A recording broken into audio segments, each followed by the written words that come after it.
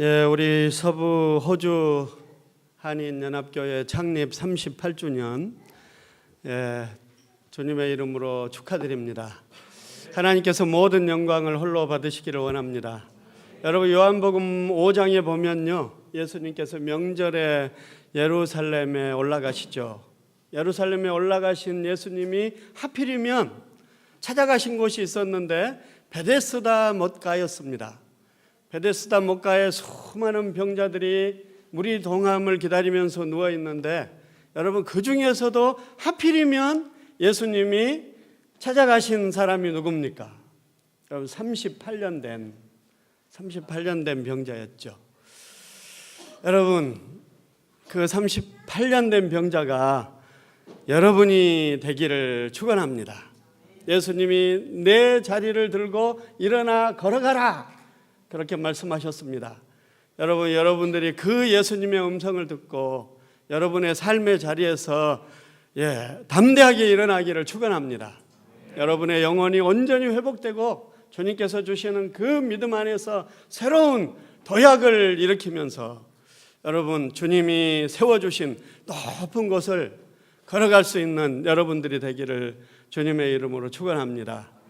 여러분, 그리고 38년 된 이 서부호주 한인연합교회, 하나님께서 내 자리를 들고 일어나 걸어가라, 그 말씀처럼 여러분, 교회가 새롭게 일어나기를 주님의 이름으로 축원합니다. 여러분, 그래서 교회가 성령 안에서 놀랍게 부흥되기를 축원합니다.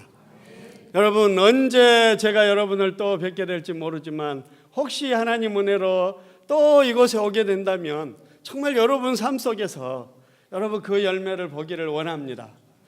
여러분, 그렇게 기도하시면서 노력하실 수 있죠? 네, 또 이 교회를 하나님께서 놀랍게 일으키시고 부흥시키시고 사용하고 계시는 것을 여러분 보게 될 줄로 믿습니다. 네, 여러분, 그 일을 위해서 우리 한번 기도합시다. 우리 개인 삶의 자리에서 하나님 우리를 일으켜 주시옵소서. 주님의 음성을 바라여 주시옵소서. 나를 회복시켜 주시고 하나님, 내가 일어나서 담대하게 주님을 향해서 걸어가게 도와주옵소서 기도하겠습니다. 그리고 우리 교회를 위해서 교회를 일으켜 주시고 부흥시켜 주시고 큰 일을 행할 수 있는 도구로 삼아달라고 우리 한번 짧은 시간이지만 잠깐 기도하겠습니다. 통성으로 우리 기도하겠습니다. 사랑과 은혜가 충만하신 아버지 하나님, 우리를 향한 하나님의 놀라운 사랑과 은혜를 감사드립니다. 하나님 아버지, 이제 38년을 맞이하는 이 서부호주 한인연합교회를 우리 하나님께서 축복해 주시기를 원합니다. 내 자리를 들고 일어나 걸어가라고 말씀하신 주님의 음성이 하나님 이 교회 위에 울려 퍼지게 도와주시옵소서. 하나님, 새롭게 일으켜 주시기를 원합니다. 새로운 도약이 있게 도와주시기를 원합니다. 아버지 하나님, 성령 안에서 이 교회가 부흥될 수 있도록 주님 역사하여 주시옵소서. 하나님의 큰 일을 감당할 수 있는 아버지 하나님 교회 되게 도와주시고, 아버지 하나님 주님의 크신 은혜 가운데 쓰임받는 교회가 될 수 있도록 인도하여 주시옵소서. 하나님, 이곳에 머리 숙인 당신의 자녀들 한 사람 한 사람 주님께서 일으켜 주시기를 원합니다. 내 자리를 들고 일어나 걸어가라. 아버지 하나님, 삶의 자리에서 일어날 수 있도록 인도하여 주시고, 아버지 하나님 새롭게 주님을 바라보면서 걸어갈 수 있도록 아버지 하나님 도와주시옵소서. 하나님 아버지, 우리를 사랑하시는 하나님 아버지, 감사합니다. 하나님, 내 자리를 들고 일어나 걸어가라. 주님, 우리 각자에게 말씀하여 주시옵소서. 하나님, 우리를 회복시켜 주시옵소서. 하나님, 새로운 믿음을 주시옵소서. 성령으로 충만케 하여 주시옵소서. 하나님, 그리하여 성령 안에서 우리가 새 힘을 얻게 도와주시고 주님께서 우리를 세우신 그 높은 곳을 걷게 도와주시옵소서. 하나님, 우리가 일어나 기뻐 뛰며 주님을 찬양할 수 있도록 하나님 우리를 받아주시옵소서. 이 교회를 사랑하시고 38년 동안 지켜주시고 인도하신 하나님의 은혜를 찬양합니다. 하나님, 이 교회에 새로운 역사를 이루어 주시옵소서. 새로운 계기가 되게 하여 주시옵소서. 새로운 도약이 일어나게 도와주시옵소서. 성령 안에서 이 교회를 부흥시켜 주시고 하나님 손에 붙들린 교회가 되게 하시고 하나님 거룩하게 구별하사 하나님 아름답게 사용하여 주시옵소서. 우리 목사님과 모든 성도들을 축복하여 주시옵소서. 하나님 이 시간 우리에게 또 말씀하여 주시옵소서. 감사드리며 예수님의 이름으로 기도하옵나이다. 아멘.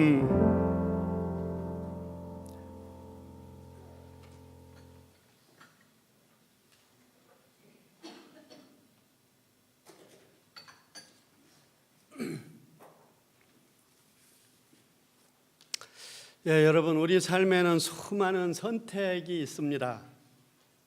인생은요, 선택의 연속이라고 그렇게 말할 수 있을 것입니다. 그리고 우리 인생은요, 그 선택의 결과라고 말할 수 있을 것입니다.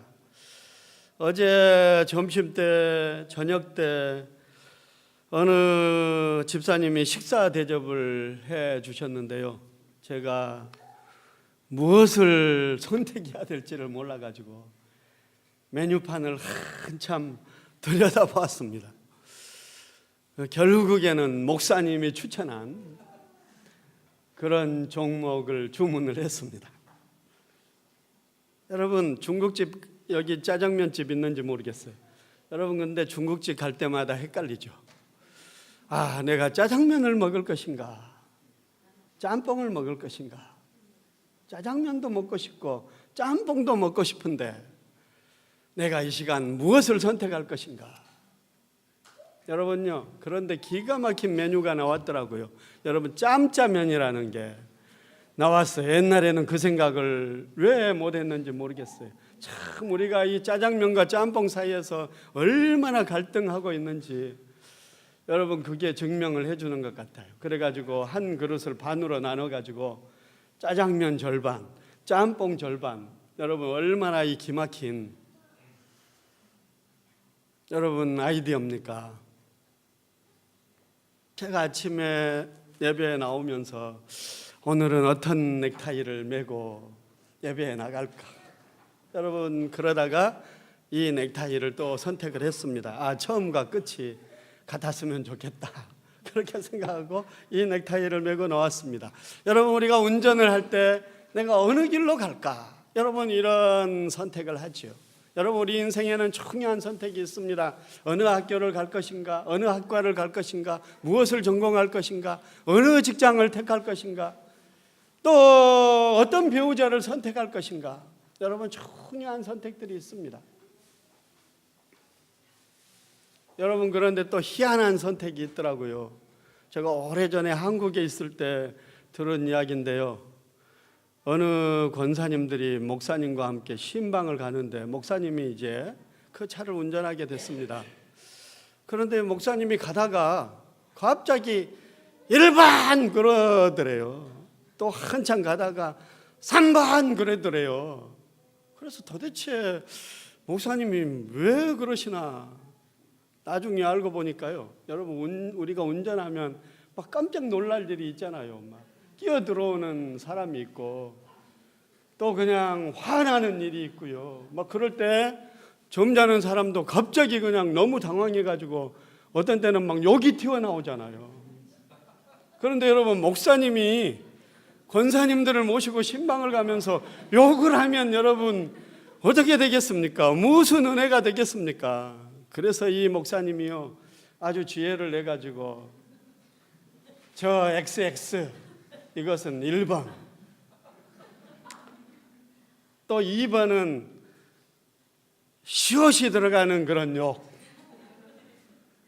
3번은 썬이 들어가는 욕, 점점 강도를 높여가지고 4번은 F가 들어가는 욕, 5번은 이 쌍 그런 욕 이렇게 해가지고 이제 그런 일이 있을 때마다 그 강도에 따라서 아, 이건 1번이다 1번 그러고요.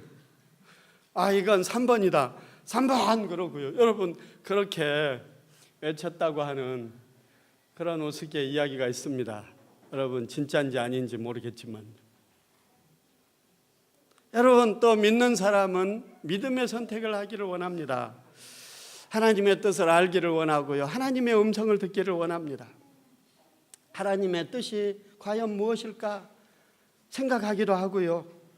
정말 하나님의 뜻을 알기 위해서 성경을 읽기도 하고요. 또 기도 가운데 하나님의 뜻이 도대체 무엇입니까? 그렇게 묻기도 하죠. 그런데요, 이게 하나님의 뜻이구나. 여러분, 이렇게 하나님의 뜻을 찾는 게 그렇게 항상 쉽지만은 않습니다. 그래서 우리는요, 도대체 하나님의 뜻이 뭔지 잘 모르겠다. 여러분, 이렇게 생각하는 경우가 많이 있습니다. 여러분, 무엇이 하나님의 뜻일까요? 무엇이 하나님의 뜻일까요? 여러분, 성경에서 하나님이 말씀하신 모든 내용이 하나님의 뜻일 거예요. 여러분, 이렇게 하라 그렇게 말씀하셨으면요, 그렇게 하는 게 하나님의 뜻이고요. 이렇게 하지 말라 그렇게 말씀하셨으면요, 그렇게 하지 않는 게 하나님의 뜻일 거예요.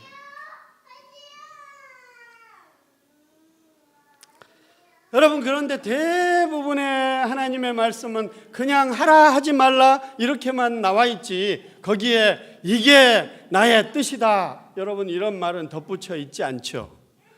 여러분, 그런데 오늘 우리가 읽은 본문, 항상 기뻐하라, 쉬지 말고 기도하라, 범사에 감사하라, 이 말씀 뒤에는요, 하라는 말만 나와 있는 것이 아니라 이것이 그리스도 예수 안에서 너희를 향한 나의 뜻이니라, 하나님의 뜻이니라. 여러분, 이것보다 분명한 하나님의 뜻이 여러분 어디가 있습니까? 여러분, 그러니까 여러분의 삶 속에서요, 하나님 무엇이 하나님의 뜻입니까? 내가 어떻게 하는 게 하나님의 뜻입니까? 그걸 묻는 것도 필요할 때가 있지만, 여러분, 가장 먼저는 하나님의 뜻은 항상 기뻐하는 것이구나. 하나님의 뜻은 내가 쉬지 않고 기도하는 것이구나. 하나님의 뜻은 모든 일에 내가 감사하는 것이구나. 여러분, 이것이 하나님의 뜻인 것을 알아서 여러분, 그 뜻을 온전히 실천하고 순종하고 그 뜻을 이루는 그런 여러분들이 되시기를 주님의 이름으로 축원합니다. 여러분, 여기 뜻이라는 단어 will, 여러분, 이 의미는요, 유언이라는 그런 의미입니다. 유언.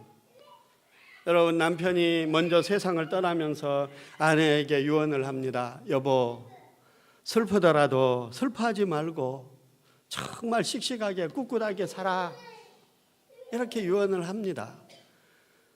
아버지가 자녀들에게 유언을 남깁니다. 너희들 형제간에 서로 다투지 말고 꼭 우애 있게 그렇게 살아야 된다. 이제 홀로 남아있는 어머니를 정말 잘 공경하고 효도를 해야 된다. 여러분, 이렇게 유언을 남겨요. 여러분, 그러면 여러분, 유언은 어떻게 생각합니까? 여러분, 지킬 수 있으면 지키고 못 지키면 그냥 할 수 없고, 여러분, 대강 이렇게 생각합니까? 아니면 내가 어떤 일이 있더라도 반드시 지켜야 되겠다, 우리 아버지의 유언이니까, 우리 남편의 유언이니까, 여러분, 이렇게 생각합니까? 여러분, 반드시 지켜야 되겠다고 생각을 하죠. 어떤 일이 있더라도 지켜야 되겠다고 생각을 하는 것입니다. 여러분, 그런데요, 이 유언을 제대로 이행하지 않는 사람은요, 청개구리보다 못한 사람이죠. 여러분, 그 말이 무슨 말인지 아세요? 이솝우화에 나오는 청개구리, 우리 학교 다닐 때는 책에 나왔는데요, 이 청개구리가 너무너무 말을 안 듣는 거예요. 엄마 말을 안 들어요. 그냥 하지 말라는 일만 골라 하고요, 엄마가 말하면요 반대로 하는 거예요. 동쪽으로 가라 그러면 서쪽으로 가고요, 서쪽으로 가라 그러면 동쪽으로 가고요, 산으로 가라 그러면 바다로 가고요, 바다로 가라 그러면 산으로 가고요, 퍼스로 가라 그러면 캘거리로 오고요, 캘거리에 가라 그러면 퍼스에 와 있고요. 이런 청개구리예요, 청개구리. 이런. 그러니까 이제 엄마가 이제 죽을 날이 가까웠는데 임종을 남겨야 되는데요, 이 청개구리가 산에다 내 무덤을 만들어다오 그러면 바다에다 만들 것 같아요. 강가에다. 그러면 강가에다 만들면 큰 물이 나면 떠내려가 버렸는데 이 어떻게 해야 되겠습니까? 그래서요, 어머니가 이 아이디어를 냈는데 나를 강가에 묻어다오. 그 엄마가 그 말을 할 때는 그렇게 하면 반대로 산에다 묻어줄 줄 알고 이렇게 이야기를 했는데 이 청개구리가 엄마가 돌아가시고 나니까 여러분 이 회개하는 마음으로 진짜로 강가에다가 무덤을 썼다는 거 아닙니까? 여러분 청개구리조차도 이렇게 유언을 지키는데 여러분 우리 사람이 유언을 안 지키면 청개구리보다 못한 사람 아니겠습니까? 여러분 이렇게 유언은 반드시 지키려고 생각을 하는 거죠. 여러분 이게 뜻이에요. 이게 뜻. 네. 하나님이 항상 기뻐하라. 기뻐하면 기뻐하고 말면 말고 이런 게 아니고요. 쉬지 말고 기도하라. 기도할 수 있으면 하고 못하면 어쩔 수 없고 이런 게 아니고요. 어떻게든 반드시 내가 주님의 뜻을 지켜야 되겠다. 여러분 이게 윌이에요. 윌. 하나님의 뜻이에요. 여러분 그렇게 하고 있습니까? 아무 말이 없을 줄 알았어요. 앞으로 그렇게 하시기를 바랍니다. 여러분 솔직하게 그런데 이야기해 봅시다. 여러분 항상 기뻐하라 이 구절을 읽으면 이 말씀을 들으면 여러분 어떤 생각이 드세요? 그래 항상 기뻐해야 돼 여러분 이런 생각이 드세요? 아니죠. 어떤 생각이 드냐면요 말은 좋은 말이다만 말도 안 돼. 우리 삶에 기뻐할 수 없는 상황이 얼마나 많은데 항상 기뻐하라는 말이야. 나도 기뻐했으면 좋겠어. 나도 기뻐하고 싶어. 그런데 마음이 안 기쁜데 어떻게 기뻐해? 여러분 이런 마음이 들지 않습니까? 쉬지 말고 기도하라 그러면요 아니 밥도 먹어야 되고 일도 해야 되고 학교도 가야 되고 공부도 해야 되고 연애도 해야 되고 그런데 어떻게 쉬지 않고 기도할 수 있단 말이야? 여러분 이런 생각이 안 드세요? 범사에 감사하라. 감사할 일이 있으면 어련히 감사 안 할까? 그러나 아무리 생각해도 감사할 일이 있어야 감사하지. 하는 일마다 꼬이고 하는 일마다 안 되고 뭐가 감사할 일이 있다는 거야? 여러분 이런 생각이 안 드세요? 그거 우리의 생각이죠. 여러분 그래서요 우리는 우리의 깊은 잠재의식 속에 항상 기뻐하고 쉬지 않고 기도하고 범사에 감사하는 것은 불가능한 일이라고 생각을 해요. 여러분 그러면요 하나님이 불가능한 일을 하라고 말씀하신 분일까요? 안 되는 일을 우리 보고 하라고 말씀하신 분일까요?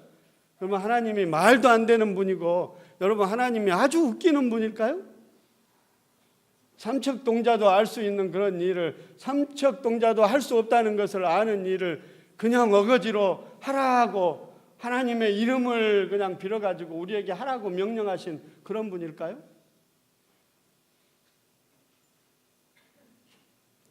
나도 불가능한 줄 알아. 그렇지만 한번 하는 데까지 해봐.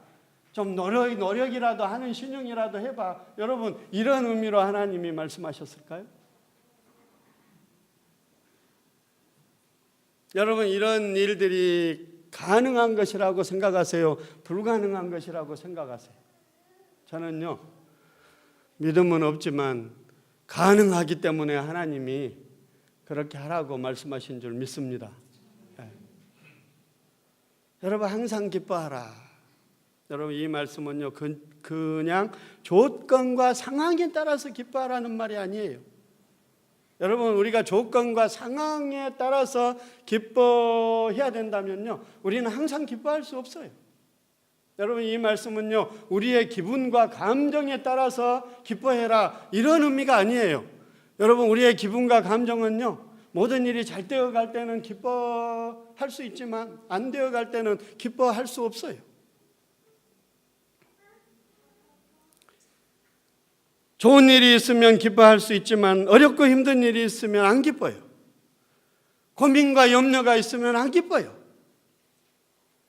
여러분 그런데 여기서 항상 기뻐하라 이 말씀은 우리의 기쁨을 우리의 감정에 맡겨두지 말고 우리의 상황에 맡겨두지 말고 내가 의지적으로 기쁨을 선택하는 것을 말해요. 우리가 기쁨을 선택하는 거예요.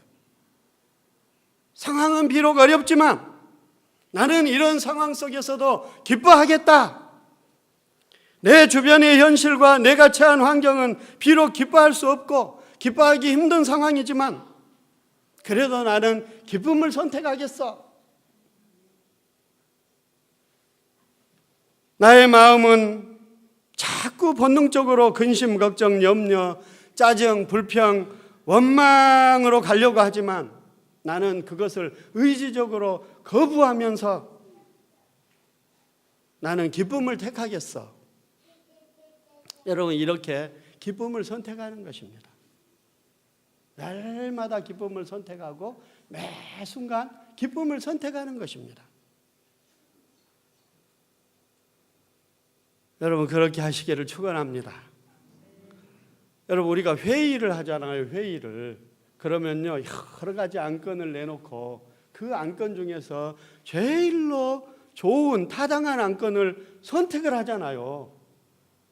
제일 좋은 안건을 선택하고요, 나머지는 어떻게 해요? 보류를 하든지 다 폐지를 하는 거죠.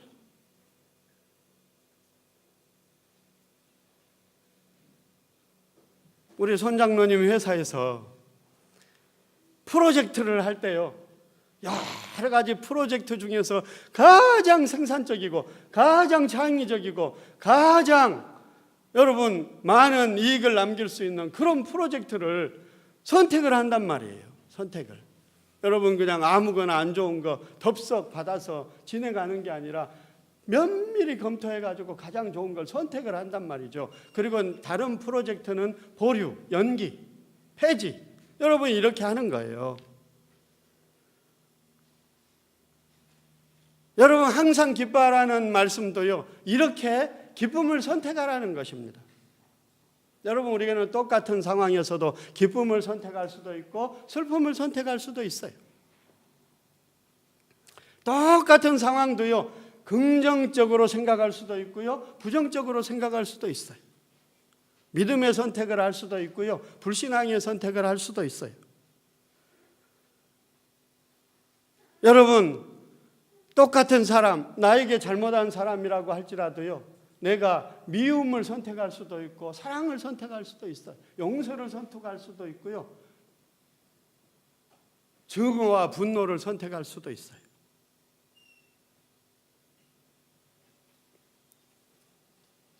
여러분, 아버지의 유언, 남편의 유언이 있었다고요, 슬프지 않겠습니까? 여러분, 슬픈 일이 안 찾아오겠습니까? 그렇지만 남편이 그렇게 유언했으니까 내 마음이 슬프지만 기뻐하려고 나는 그래도 기뻐해야 되겠다. 우리 남편이 마지막으로 당부하고 갔으니까. 여러분, 아버지가 유언을 했다고 형제간에 항상 우애 있는 일만 있겠습니까? 갈등도 생기고요, 섭섭한 일도 생기고요. 그렇지만 그냥 그렇다고 해서 기분 나쁘다고 싸우는 것이 아니라, 미워하는 것이 아니라, 내가 이런 갈등이 있지만 그래도 아버지가 유언을 하셨으니까 그래도 내가 화해를 해야 되겠다. 그래도 내가 형제끼리 우애 있는 쪽으로 생각을 해야 되겠다. 여러분, 이렇게 하는 것처럼 선택을 하는 거죠. 선택을. 똑같은 상황에서도 선택을 하는 거죠. 여러분, 이스라엘 백성들은 똑같은 땅을 두고 똑같은 약속을 두고도요, 10명의 정탐꾼은 부정적인 것을 선택을 했어요. 그러나 여호수아와 갈렙은 긍정적인 것을 선택을 했죠. 여러분, 그 10명의 정탐꾼과 온 백성들은요, 불신앙을 선택을 했어요. 그래서 그 10명의 정탐꾼이 보고한 그 내용을 가지고 성경을 보면 기가 막혀요. 밤새도록 울면서 통곡을 했다는 거예요. 여러분, 하나님이 죽은 것처럼, 하나님 장례식을 하는 것처럼 밤새도록 곡을 했어요. 얼마나 불신앙입니까? 그런데 여호수아와 갈렙은 옷을 찢으면서 안타깝게 여기면서 우리에게 하나님의 약속이 있지 않느냐, 하나님이 우리와 함께하고 계신다고 했지 않느냐, 하나님께서 능히 그 땅을 우리에게 주실 것이다, 그들은 우리의 밥이다, 그런데 여러분 불신앙을 선택하고 여러분 부정적인 것을 선택한 사람은 항상 메뚜기 콤플렉스가 있어요. 나는 메뚜기에 불과해. 나는 아무것도 아니야. 나는 할 수 없어. 나는 겨우 이런 삶이나 살아야 돼. 나는 이 정도로 만족해야 돼. 다 메뚜기 콤플렉스. 여러분 메뚜기 콤플렉스에서 치유를 받으시기를 바랍니다. 메뚜기 콤플렉스를 완전히 여러분 물리치시기를 바랍니다. 그들은 우리의 밥이다. 왜? 하나님이 나와 함께 하시니까. 하나님이 나에게 약속하셨으니까. 승리할 수 있다고 말씀하셨으니까. 여러분, 여러분의 삶의 모든 문제 상황들을 그렇게 여러분 적극적으로 타개해 나가시기를 주님의 이름으로 축원합니다. 그런 것처럼 어떤 상황에서든지 기쁨을 선택하는 거예요. 기뻐할 수 없는 상황이 와도 기쁨을 선택하는 거예요. 여러분 그런 것처럼 예화를 하나 여러분 꽃을 파는 할머니가 계셨어요.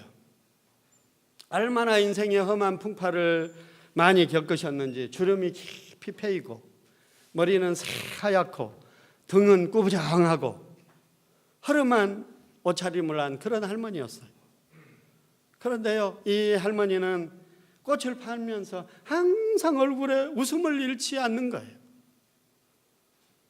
여러분, 그래서 그 할머니를 보는 사람은 그 할머니를 볼 때마다 그 웃음의 비결이 무엇인지 너무나 궁금했어요. 어느 날 한 사람이 할머니에게 물었습니다. 할머니, 얼굴이 늘 기쁘고 평안한 것을 보니까 할머니는 문제도 없고 어려움도 없나 봐요. 그랬더니 할머니가 대답을 합니다. 웬걸요? 저도요, 걱정거리를 담아놓기 시작하면 100트럭은 더 될 거예요. 그래요? 그런데 어떻게 그렇게 얼굴이 항상 밝고 항상 그렇게 웃음을 잃지 않으세요? 그러자 할머니가 이렇게 대답을 하는 것입니다. 성경을 보니까 예수님이 십자가에 달려 돌아가신 후 3일 만에 부활하셨다고 그렇게 나와 있더라고요. 그래서요, 저도 힘든 일이 있을 때마다 저 자신에게 그렇게 말한답니다. 3일만 기다리자. 3일만 기다리자. 인생에는 고통의 금요일만 있는 것이 아니라 부활의 새벽도 있다. 그러니 3일만 기다리자. 여러분, 이렇게 나 자신에게 말하면서 내 마음을 추스린답니다. 그렇게 3일을 꼭 참고 기다리면요, 늘 주님이 나에게 기쁨을 주시고 좋은 일이 생기게 해주시더라고요. 이렇게 고백하더라는 거예요. 여러분 3일만 기다리시기를 주님의 이름으로 축원합니다. 인생에는요, 고통의 금요일만 있는 게 아니라 부활의 찬란한 새벽이 온다는 사실을 여러분 기억하시기를 바랍니다. 여러분 얼마나 귀한 믿음입니까? 여러분 믿으려면 이 정도 믿어야 되지 않겠습니까? 여러분 이 할머니가요, 하루에도 수십 번씩 신세 타령을 할 수도 있을 것입니다. 그 복도 없는 것, 어떻게 그렇게 남편 복도 없고 자식 복도 없고 이 나이가 되도록 꽃이나 팔면서 이런 고생을 해야 되나? 여러분 그렇게 생각할 수도 있을 거예요. 그런데 부정적인 생각이 들 때마다 예수님의 그 부활과 승리를 생각하면서 그것을 이겨낸다는 거죠. 소망을 가지고 기다린다는 거죠. 여러분 바로 이렇게 늘 기쁨을 선택하는 것이 여러분 그리스도인의 삶인 것입니다. 여러분 이렇게 살아가시기를 축원합니다. 여러분 쉬지 말고 기도하라는 그 말씀도 마찬가지입니다. 여러분 쉬지 않고 기도하려면요, 우리는 늘 기도하는 일에 마음을 두고 선택을 하는 것입니다. 여러분 쉬지 말고 기도하라는 말이 계속해서 입으로 소리를 내면서 기도하라는 그런 의미가 아니고 아무 일도 하지 말고 골방에 들어가 가지고 기도만 하라는 그런 말이 아니고요. 여러분 날마다 기도 가운데 사는 것입니다. 무슨 일을 하든지 기도하는 마음으로 하는 것입니다. 하나님을 항상 의식하고 하나님의 주권을 의식하고 그 능력을 의지하면서 도움을 구하면서 매 순간 예수님의 이름을 부르면서 여러분 사는 것이 쉬지 않고 기도하는 거예요. 아침에 일어나서 기도합니다. 하나님 이 복된 날을 주셔서 감사합니다. 오늘도 저를 축복해 주십시오. 하나님이 저와 동행하실 줄 믿습니다. 또 밥을 먹을 때 기도합니다. 하나님 일용할 양식을 주셔서 감사합니다. 먹고 건강하게 해 주십시오. 여러분 또 길을 갈 때 기도합니다. 하나님 내가 지금 학교에 갑니다. 지혜를 주셔서 공부 잘하게 도와주십시오. 내가 지금 직장에 갑니다. 건강을 주시고 힘을 주셔서 내가 사명감을 가지고 일할 수 있도록 도와주십시오. 마지못해 일을 하는 것이 아니라 기쁨으로 주님께 하듯이 할 수 있도록 해주십시오. 여러분 공부를 할 때 기도하고 일을 할 때 기도하고 사람을 만날 때 기도합니다. 그냥 아무 생각 없이 만나가지고 그냥 쓸데없는 이야기나 한참 그렇게 하고 시간을 웨이스트하는 것이 아니라 하나님 오늘 이 형제를 만나러 갑니다. 이 자매님을 만나러 갑니다. 하나님 내가 오늘 이 형제님을 만나야 될 이유가 뭡니까? 하나님 왜 이 형제님을 만나게 하십니까? 정말 내 입술을 주장해 주십시오. 내 마음을 주장해 주십시오. 그래서 정말 하나님이 이 형제에게 하고 싶은 말을 할 수 있도록 오늘 이 만남이 중요한 만남이 될 수 있도록 도와주십시오. 여러분 이렇게 기도하면서 만남을 갖는 겁니다. 운동이나 휴식을 할 때도 여러분 기도합니다. 여러분 단순히 다이어트 하기 위해서 운동하는 게 아니고 무슨 몸짱을 만들기 위해서 운동하는 게 아니고 하나님 내 몸은 하나님의 성령이 거하시는 전입니다. 정말 내가 잘 관리하게 도와주십시오. 잘 가꾸게 도와주십시오. 건강해서 정말 주님께 쓰임받고 주님의 일을 할 수 있도록 도와주십시오. 여러분 이렇게 하면서 운동을 하는 겁니다. 휴식을 취할 때도 여러분 그런 하나님의 영광을 위해서 쉬는 겁니다. 잠자기 전에 기도를 하는 겁니다. 이렇게 늘 기도를 생각하면서 우리의 의지를 가지고 여러분 기도를 선택하는 것입니다. 여러 가지 활동과 여러 가지 행동 중에서도 기도를 생각하면서 늘 기도하는 거예요. 크게 쉬지 않고 기도하는 것입니다. 여러분 범사에 감사하라. 좋은 일이 있으면 감사하고 없으면 감사 안 하고 그런 것이 아니라 좋은 일이 있을 때도 감사하고 좋은 일이 없어도 감사하고 모든 일이 잘 되어도 감사하고 안 되어도 감사하고 고난이 없이 평안해도 감사하고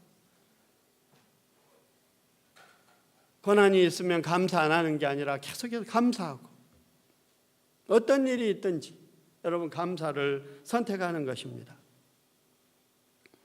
여러분 멕시코에 가면요 이상한 그런 샘이 하나 있다고 합니다.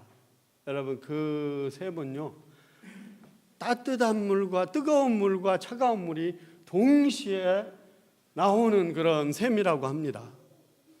여러분 그래서요 이 동네의 아낙네들은요 난방비도 안 들고 따뜻한 물과 차가운 물을 동시에 이렇게 쓰면서 거기서 빨래도 하고요 모든 일을 다 한대요. 여러분 저절로 뜨거운 물과 차가운 물이 나오니까 얼마나 좋겠습니까? 얼마나 감사해야 될 일입니까? 여러분 그런데 이 동네의 모든 사람들 아낙네들이 하나님의 은혜에 늘 감사하겠죠? 감사하면 제가 뭐하러 이걸 물어보겠어요? 그런데 이상한 것은요 이 동네의 아낙네들은 감사를 하는 것이 아니라요 늘 불평을 한답니다. 왜 불평을 하느냐면요 왜 따뜻한 물과 차가운 물만 나오고 비누는 안 나오느냐고 불평을 한대요. 여러분 이스라엘 백성들은 그 종살이 가운데서 하나님께서 그들을 구원하셨습니다. 크신 능력으로 구원을 하시고 홍해를 건너게 하시고 광야의 길을 가는 동안 하나님께서 그들을 인도해 주시고 다 먹여주셨어요. 만나와 메추라기를 내려주시고요 반석에서 물이 나게 하셔서 마시게 해주시고요 여러분 40년 동안 옷이 헤어지지 않게 하시고 발이 부르트지 않게 해주시고요 그런데도 여러분 그들은 다 불평하면서 원망하면서 살았습니다. 여러분 불평하면서 원망한 그들의 결국이 어떻게 되었습니까? 광야에 다 엎드러져서 여러분 불신앙 가운데 죽었죠. 여러분, 감사가 없는 삶은 여러분 그런 결국을 우리에게 가져오는 것입니다. 여러분, 지금은 고인이 되었지만 남아프리카 공화국 최초의 흑인 대통령이자 인권운동가로 전 세계 존경을 받았던 넬슨 만델라, 여러분, 이 넬슨 만델라는요, 백인 정부에 의해서 종신형을 선고를 받았습니다. 그러면서요, 이 27년 동안 옥고를 치렀습니다.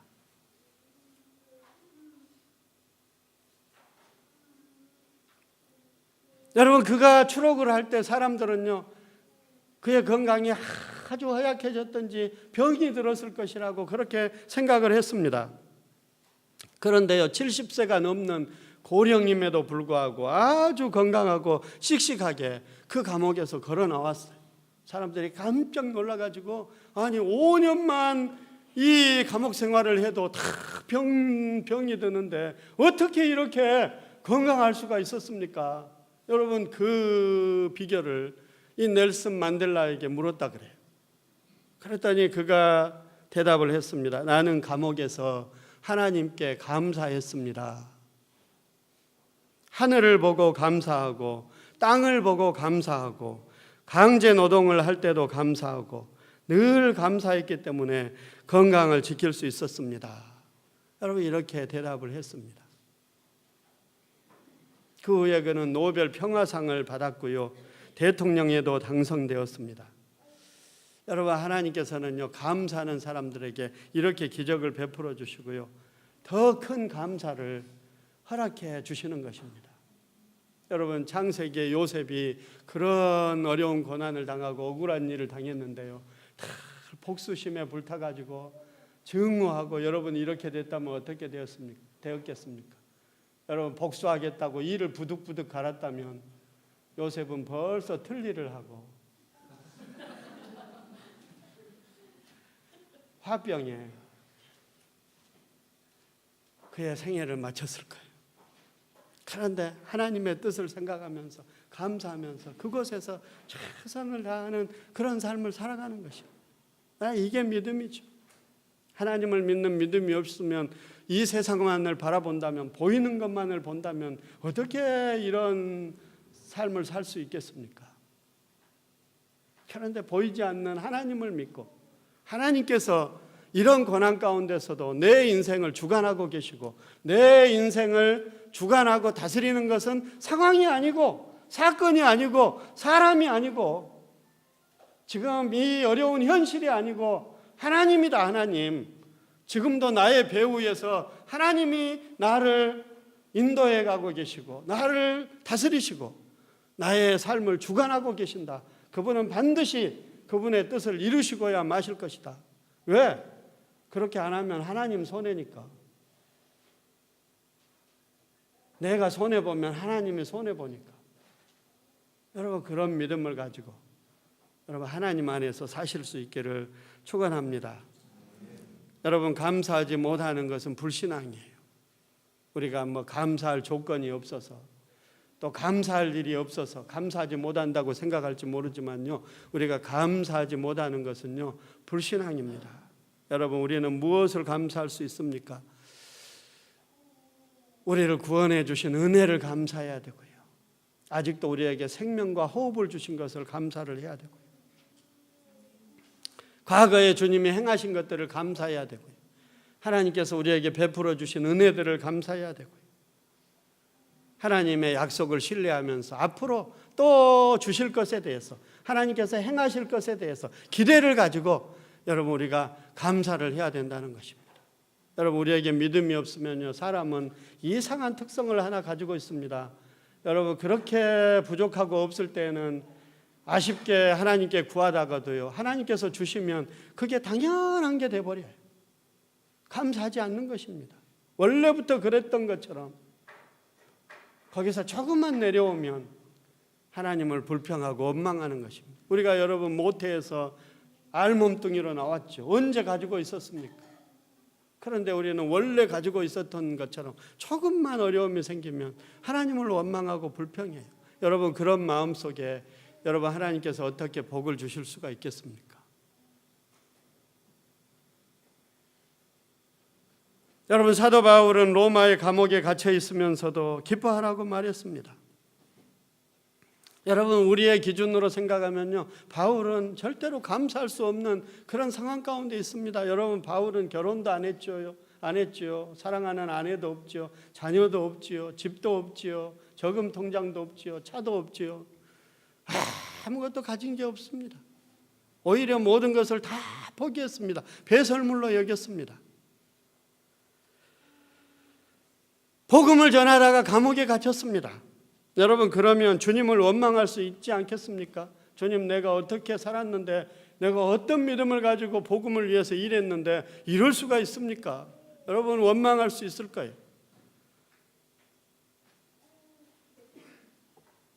여러분, 감옥에 갇혔으면 밖에 있는 사람에게 무엇을 말하겠습니까? 여러분, 저를 잊지 말고 저를 기억해 주십시오.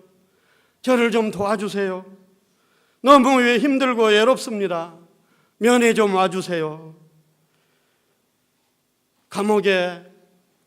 이 감옥에서 주는 밥을 먹기가 너무 힘듭니다. 사식 좀 사서 넣어주세요. 나의 억울함을 좀 세상에 알려주세요. 여러분, 인터넷을 통해서 나의 좀 사정을 알려가지고 구명운동 좀 해주십시오.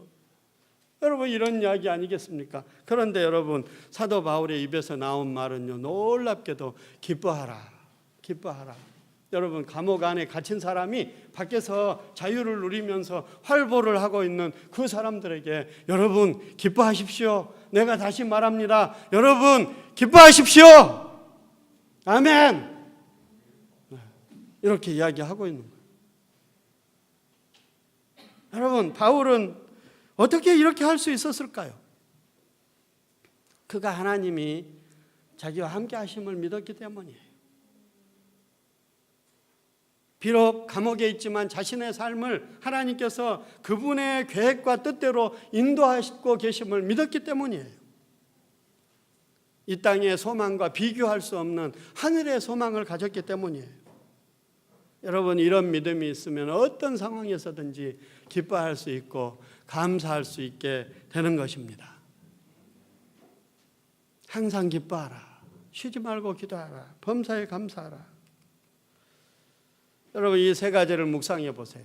항상 기뻐하라는 첫 번째 말씀하고 범사에 감사하라는 세 번째 마지막 말씀하고 이 기쁨과 감사 좀 비슷한 개념이고 매치가 되잖아요. 그런데 가운데 쉬지 말고 기도하라. 여러분, 이 구절이 들어와 있어요. 이 말씀을 묵상하는 중에 하나님께서 너무나 소중한 통찰을 주시는 거예요. 여러분, 기쁨과 감사의 마음 중심에 뭐가 있느냐? 기도가 있다는 거예요. 기도가. 여러분, 우리가 기도하지 않으면요, 항상 기뻐할 수가 없고요. 우리가 기도하지 않으면 범사에 감사할 수가 없는 것입니다. 여러분, 더더구나 기뻐할 수 없는 상황에서 여러분, 우리가 도저히 기뻐할 수 없어요. 우리의 육신의 어떤 결심이나 의지로 기뻐할 수가 없어요. 기도하지 않으면 우리는 기뻐할 수 없어요. 그런데 기도하면요, 기뻐할 수 없는 상황에서도 여러분, 기뻐할 수 있게 되는 것을 여러분 믿으시기를 바랍니다. 그러니까 여러분들이 경험하시기를 바랍니다. 기도하지 않으면, 하나님의 뜻을 깊이 묵상하고 그분 앞에 나아가서 기도하지 않으면요, 감사할 수 없는 상황에서 절대로 감사할 수가 없어요. 그런데 우리가 깊이 하나님께로 들어가서 기도하면요, 감사할 수 없는 상황인데요, 감사가 우리의 마음에서 나오게 되는 겁니다. 슬픔이 승화되어 가지고 기쁨으로 변하고요.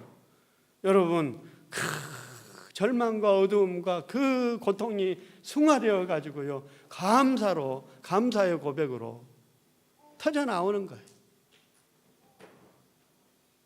여러분, 지금 여러분의 어려운 문제 가운데 지금 집중되어서 오직 그것만 생각하실지 모르겠어요.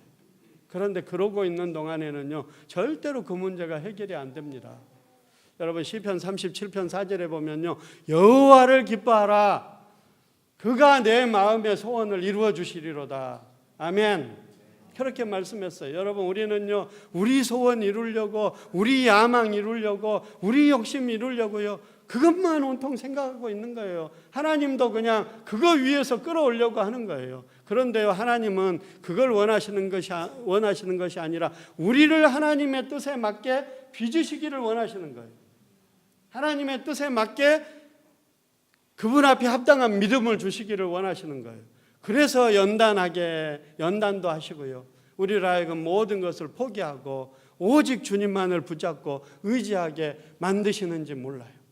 그렇기 때문에 여러분, 우리가 모든 것을 오히려 내려놓고 주님 알아서 하십시오. 살든지 죽든지 주님 뜻대로 하십시오. 이렇게 우리가 주님만을 의지하고 나갈 때요, 주님을 기뻐할 때요, 놀랍게 그렇게 안 이루어지던 우리의 마음의 소원이 이루어지는 것을 여러분, 우리가 경험을 하게 되는 것입니다.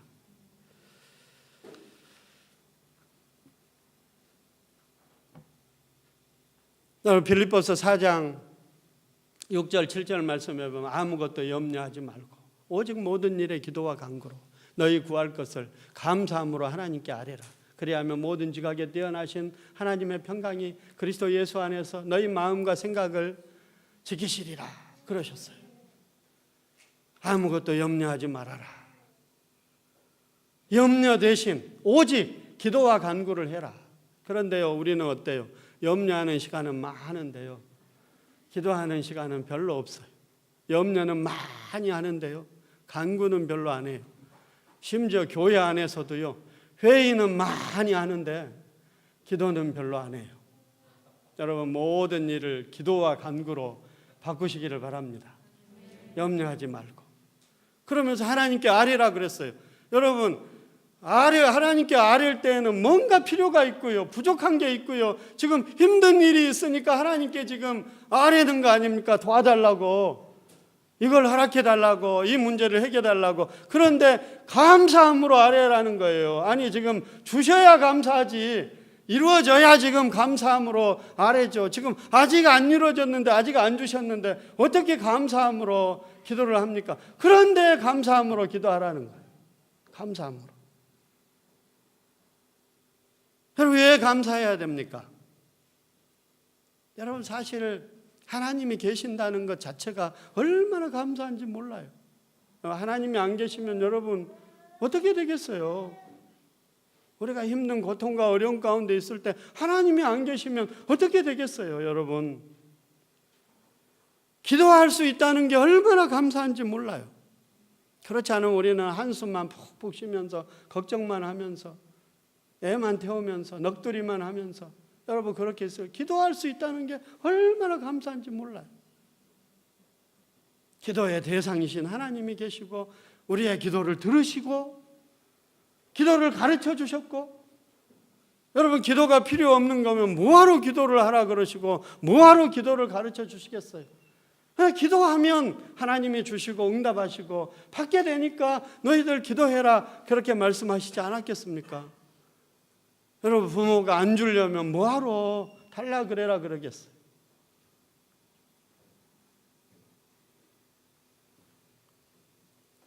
기도하면 들어주신다고 말씀하시고 기도하면 응답해 주시고, 그러니까요, 심지어 성경에서는 믿음으로 기도한 것은 받은 줄로 여기라, 구하는 것마다 다 받게 될 것이다, 이렇게까지 이야기를 하고 있는 것입니다. 여러분, 어려움을 당하거나 힘든 일을 겪는 사람에게 평안하세요, 평안하게 마음을 먹으세요. 여러분, 참 위로의 뜻으로 그렇게 말하지만 여러분, 그런다고 평안이 옵니까? 여러분, 그런다고 평안이 올 것 같으면 진작 평안했지. 여러분, 고민이 있고 어려운 일이 있을 때 내가 지금부터 마음을 평안하게 먹어야지, 평안하기 시작 그런다고 여러분 그때부터 평안해집니까? 여러분, 그래가지고 평안할 것 같으면 걱정할 사람 누가 있겠어요? 여러분, 그렇게 평안이 안 와요.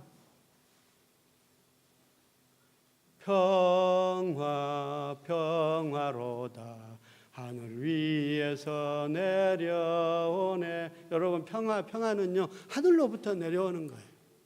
평화 하나님 주신 선물. 여러분, 평화는요 하나님이 선물로 주셔야 돼요. 하나님이 주실 때 우리가 평안을 누릴 수 있어요. 그런데 아무것도 염려하지 않고 기도와 간구로 구할 것을 감사함으로 아뢰면 우리의 지각을 초월한, 우리의 이 육신의 감각을 초월한 하나님의 평강이 우리 마음을 다스려 주시고 우리 생각을 다 다스려 주셔가지고 그 평안을 누리게 해주신다는 거예요. 하나님께 우리가 감사함으로 기도해야 되는 것입니다. 여러분, 또 항상 기뻐하고 쉬지 말고 기도하고 범사에 감사하라는 말씀은 우리로 하여금 반대 정신으로 살라는 그런 의미가 있어요. 예수님은요, 너희의 왼편 뺨을 때리는 자에게 오른편 뺨을 갖다 대라 그랬죠. 겉옷을 가지고자 하는 자에게 속옷까지 주라고 그랬죠. 오리를 가고자 하면 심리를 가주라 그랬죠. 여러분, 이게 반대 정신이에요. 이게 예수님의 정신이에요. 우리에게 반대 정신, 세상 사람들과 다른, 악한 세상과는 다른 그런 예수님의 정신으로, 예수님의 믿음으로 살라는 거죠. 여러분, 세상은 나를 미워하고 핍박하는 자가 있으면 너도 미워하고 복수하고 저주해라. 너에게 악을 행한 자가 있으면 너도 원수를 갚고 악으로 갚아라. 여러분, 그렇게 말해요. 그런데 믿는 사람들은요, 반대 정신으로 행하는 거예요. 너에게 악을 행한 자가 있으면 오히려 그 사람을 축복해라. 너를 미워하는 자가 있으면 오히려 그 사람을 용서하고 사랑해라. 너에게 해를 끼치는 자가 있으면 악을 악으로 갚지 말고 오히려 선으로 악을 이겨라. 여러분, 이렇게 하면요, 악이 힘을 못 쓰는 거예요. 여러분, 악은요, 우리로 하여금 막 같이 복수하고 대항하고 보복하고 악한 일을 하고 작은 폭력 앞에, 큰 폭력 앞에 우리도 작은 폭력으로 맞서고 이러기를 원하는 거예요. 그런데 우리가 반대 정신으로, 예수님의 정신으로 살아버리면요, 세상이 우리에게 힘을 못 쓰는 거예요. 여러분, 사람에 대해서, 원수에 대해서만 그런 게 아니라 우리의 상황이나 환경에 대해서도 그렇게 하라는 거지요. 여러분, 세상 사람들은, 믿음이 없는 사람들은 기뻐할 일이 있을 때 기뻐하고 감사할 일이 있어야 감사할 수 있어요. 기뻐할 수 없는 상황에서는 실망하고 낙심하고요, 감사하지 못할 상황에서는 불평하고 원망해요. 그런데 우리는 도저히 기뻐할 수 없는 상황에서도 기뻐하고 감사할 수 없는 상황에서도 감사하라는 것입니다. 그러면요, 이미 우리는 상황을 초월한 거예요. 이미 우리는 우리의 환경을 이겨버린 거예요. 그러면 우리 삶에 놀라운 성령의 역사가 나타나고요, 하나님이 기적이 일어나는 거예요. 하나님의 모든 상황을 변화시켜 버리시는 것입니다. 여러분, 우리가 기쁨을 선택하고 기도하면 우리 상황이 기쁨의 환경으로 바뀌어져요. 여러분, 우리가 감사를 선택하고 감사할 수 없는 상황에서도 감사를 선택하고 기도하면요, 우리의 상황이 감사의 상황으로 바뀌어 버리는 거예요. 그러나 우리가 기도하지 않고 저절로 기뻐할 수 있는 환경이 주어지기를 바라고 저절로 감사할 수 있는 환경이 주어지기를 바라면요, 절대로 그런 환경이 우리에게 안 오는 거예요. 여러분, 반대 정신으로 살아갈 수 있기를 바랍니다. 믿음의 정신, 예수님의 정신으로 살아갈 수 있기를 축원합니다. 마지막으로 제가 간증을 하나 하고 설교를 마치겠습니다. 2010년경에 우리 교회에 참 어려운 시간이 왔습니다. 제가 목회를 하면서 어려운 시간을 겪었어요. 이민 교회에서 캐나다에 가서 이제 10년째 목회를 했는데 그 전에는 참 모든 게 잘 되어가고요, 너무 우리가 큰 일을 하고요, 하나님께서 저와 우리 교회를 쓰셨어요. 그런데요, 어느 순간 사탄 마귀가 역사를 하는 거예요.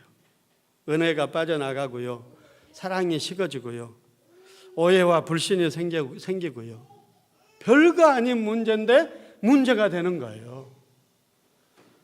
사실이 아닌데 의심과 추측의 말이 난무하고 서로 불신하고 목회자를 불신하고 교회 리더들을 불신하고. 여러분, 이런 일이 생겼어요. 여러분 교회에 항상 하나님의 은혜가 임하도록 기도하시기를 바랍니다. 하나님께서 여러분 교회에 항상 은혜의 강물을 흘려주시도록 기도하시기를 바랍니다. 그리고 교회만이 아니라 여러분 가정에도요, 하나님께서 항상 은혜를 부어주시도록, 그래서 은혜의 강물이 흐르도록 여러분 기도하셔야 돼요. 여러분, 강바닥에는요 항상 더러운 게 있어요. 그런데요, 강물이 넘쳐 흐를 때는 그게 아무 문제가 아니에요. 그냥 깨끗하게 보이고요, 더러운 것들이 다 덮어버려요. 그런데요, 강물이 흐르지 않고 빠지게 되면 바닥이 드러나요. 바닥에 있었던 추한 것들이 다 드러나요. 그게 새로 생긴 게 아니에요. 옛날에도 있었던 거예요. 그런데 옛날에는 하나님의 은혜가 있었기 때문에 전혀 문제가 되지 않는 거예요. 그런데 은혜가 빠져나가면 그게 문제가 되는 거예요. 사탄이 역사를 하는 거예요. 여러분 가정에서도 마찬가지예요. 은혜가 빠져나가면 사소한 것이 문제가 되고, 남편과 아내의 사소한 그런 문제가 빌미가 돼가지고 가정이 깨지고 자녀가 버림을 받고, 여러분 그런 일이 생기는 거예요. 여러분, 중요한 것은 우리의 노력이 먼저가 아니고요, 우리가 열심히 하는 게 먼저가 아니고 하나님이 은혜를 부어주셔야 돼요. 내가 좀 부족해도, 내가 좀 연약해도, 내가 좀 못해도 은혜를 부어주셔야 돼요. 여러분 자녀들을 위해서 먼저 그걸 위해서 기도하시기를 바랍니다. 하나님, 우리 자녀에게 지혜를 주십시오. 막 능력을 주십시오. 좋은데 막 좋은 학교 들어가게 해주십시오. 좋은 직장에 들어가게 해주십시오. 이렇게 기도하기 전에요, 하나님, 우리 자녀에게 은혜를 좀 부어주십시오. 은혜를. 그래서 공부를 조금 부족해도 하나님이 은혜를 부어주시면 되는, 은혜를 부어주시면, 다른 게 부족해도 은혜를 부어주시면 여러분 정말 복 있는 삶을 살아가고 잘 되어가는 거예요. 그런데 아무리 똑똑해도요, 하나님의 은혜가 임하지 않으면 이상하게 안 되는 거예요. 실력은 되는데, 성적은 되는데 안 되는 거예요. 하나님 은혜를 위해서 기도하시기를 바랍니다. 그러니까 이제 참 너무나 어려웠어요. 기쁨이 사라지고, 목회를 하는데 재미가 없고, 신이 안 나고, 맥이 빠지고, 의욕이 안 생기고, 마음이 침체되고, 제 마음속에 자책감이 찾아오는 거예요. 목사를 안 해야 될 사람이 해가지고 나도 고생을 하고 사람들도 이렇게 고생을 시키나, 막 그런 자책감이 막 찾아오는 거예요. 사탄이 그렇게 정죄감을 주는 거예요. 또 한편으로는요, 막 제 마음속에서 분노의 마음이 일어나는 거예요. 막 사람들이 싫고요, 막 미운 생각이 드는 거예요. 내가 자기들을 위해서 어떻게 했는데, 막 내 중심으로 생각하니까 모든 게 섭섭한 거예요. 목회를 때려 치우고 싶은 생각. 내가 차라리 다른 비즈니스를 하든지 다른 걸 하면 속 편하고, 내가 이런 꼴도 안 보고 좋겠다. 도대체 내가 뭘 얼마나 잘못했어? 막 그러면서요, 막 교인들이 미워지는 거예요. 여러분, 그런데 참 그때는 내가 잘못한 게 없다고 생각했는데 나중에 생각해 보니까 잘못한 게 많더라고요. 첫 번째로는 내가 교만했더라고요. 안 교만한 척 하면서 교만했더라고요. 막 내 지혜로 하려고 그러고, 내 철학으로 하려고 그러고, 내 힘으로 하려고, 하나님 앞에 간절하게 엎드리지를 않았더라고요. 그리고 또 하나 혼란의 원인은요, 교인들의 미성숙 때문이었어요. 여러분 제자 훈련 열심히 하시기를 바랍니다. 목사님 말씀 들으니까 1대2도 하고 제자도도 하고 그러는데, 여러분 말씀 안에 성숙하시기를 바랍니다. 신앙의 연륜만 늘어가고 신앙의 경력만 쌓이고 그게 아니고, 여러분 진정한 제자가 되고 성숙한 믿음의 사람이 되어야 돼요. 그렇지 않으면요, 이 교회가 수가 많아져도요, 오히려 더 어려움이 생길 수 있습니다. 여러분, 그런 상황이 되니까 도저히 기뻐할 수가 없고 감사할 수가 없고 사랑할 수가 없는 거예요. 여러분, 얼마나 괴롭겠어요. 목사가 사람을 미워하니까, 교회가 꼴보기 싫고 사람이 꼴보기 싫으니까 여러분, 그래서 새벽기도 나가가지고 다 괴로운 마음으로 하나님 말씀을 묵상하면서 기도를 했습니다. 하나님께 질문을, 도대체 왜 이런 일이 왔습니까? 왜 이런 어려움이 생겼습니까? 기도를 하는 거예요. 그런데 하나님이 이 말씀을 주시는 거예요. 항상 기뻐하라. 쉬지 말고 기도하라. 범사에 감사하라. 하나님, 저는 기뻐할 수가 없어요. 저는 도저히 감사가 안 돼요. 어떻게 해야 됩니까? 그러면서 날마다 가서 기도할 내용이 없어요. 하나님, 나는 기뻐할 수가 없습니다. 감사할 수가 없습니다. 도대체 이런 상황에서 뭘 기뻐하고 뭘 감사하라는 말입니까? 계속 기도하는데요. 나중에는 이제 기도가 이렇게 조금 바뀌는 거예요. 하나님, 항상 기뻐하라는 말씀 속에, 그 항상이라는 말 속에 지금도 들어가는 거죠. 하나님, 범사 모든 일에 감사하라 그랬는데 그 범사 속에 이 일도 들어가는 거죠. 그렇게 하나님께 묻는 거예요. 그러면서 하나님, 항상 기뻐하라고 했으니까 내가 기뻐하겠습니다. 범사에 감사하라고 하셨으니까 내가 감사하겠습니다. 그래 놓고는 내가 기뻐할 수 있게 해 주십시오. 감사할 수 있게 해 주십시오. 여러분, 내가 믿나이다 그래 놓고 나의 믿음 없는 것을 도와주소서. 그렇게 기도한 귀신 들린 아이의 아버지처럼 하나님, 내가 기뻐하겠습니다 그래 놓고 기뻐할 수 있게 해 주십시오. 내가 감사하겠습니다 그래 놓고 감사할 수 있게 해 주십시오. 그렇게 기도를 하는 거예요. 사랑하겠습니다. 사랑이 안 되는데, 여전히 미운데, 꼴보기 싫은데, 절대로 앞으로 마음이 안 바뀔 것 같은데, 사랑을 할 수가 없을 것 같은데, 사랑하겠습니다. 사랑할 수 있게 해주십시오. 사랑의 마음을 주십시오.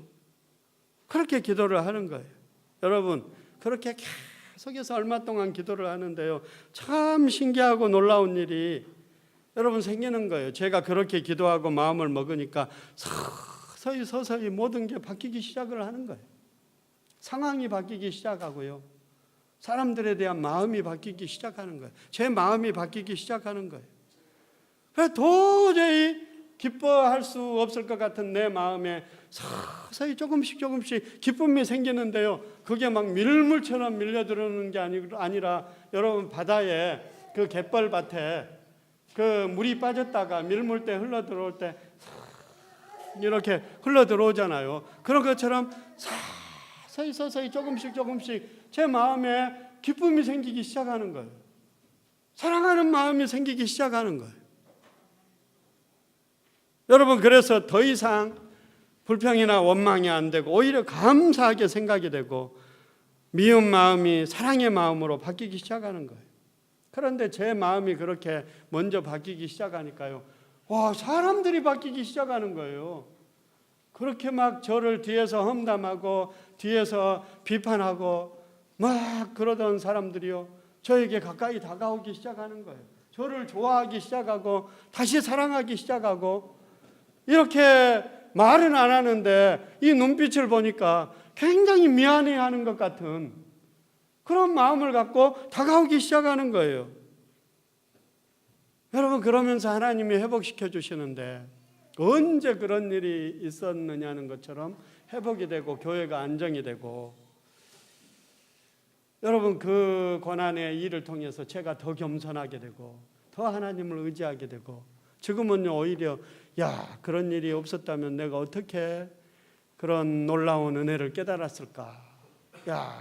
그 어려운 일이 그때 생겼기에 망정이지, 내가 65세 70세 돼가지고 은퇴할 때쯤 그런 일이 생겼다면 내가 어떻게 내 인생을 감당하고 정리를 할 수 있을까. 그런 마음이 들면서 너무너무 감사한 거예요. 이거 하나님이 필요하니까 나에게 그런 시간들을 주셨구나. 여러분, 지금은 너무너무 편안하고요, 행복하고요.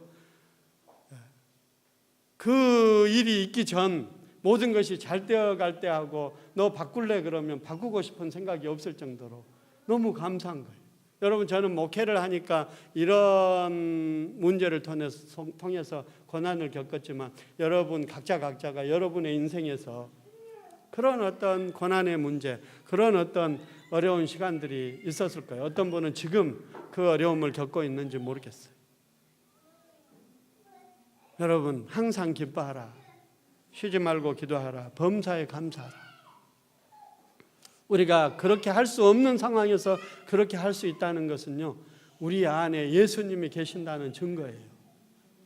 여러분, 왕이 계신 성에 깃발이 나부끼는 것처럼 여러분, 예수님이 우리 안에 계시게 되면요, 그 깃발, 기쁨, 감사, 기도, 승리의 깃발이 나부끼게 되는 거예요. 그래서 우리의 삶을, 우리의 왕이 되신 예수님이 다스리고 계신다는 것을 여러분, 우리가 기뻐할 수 없는 상황에서 기뻐하고 감사할 수 없는 상황에서 감사하고 기도하지 못하는 상황에서 기도하는 것을 통해서 그것을 나타내게 만드신 거예요. 그래서 그렇게 하면 우리가 온 우주를 다스리시는 하나님의 전능하신 능력이, 우리를 구원하신 예수님의 십자가의 능력이 우리 삶에 역사하고요, 우리가 하나님의 놀라운 구원과 위로와 능력을 더 새롭고 충만하게 경험을 하게 되는 것입니다. 여러분, 항상 기뻐하시기를 바랍니다. 쉬지 말고 기도하시기를 바랍니다. 범사에 감사하시기를 바랍니다. 그것이 여러분을 향한 하나님의 뜻입니다. 기도하겠습니다.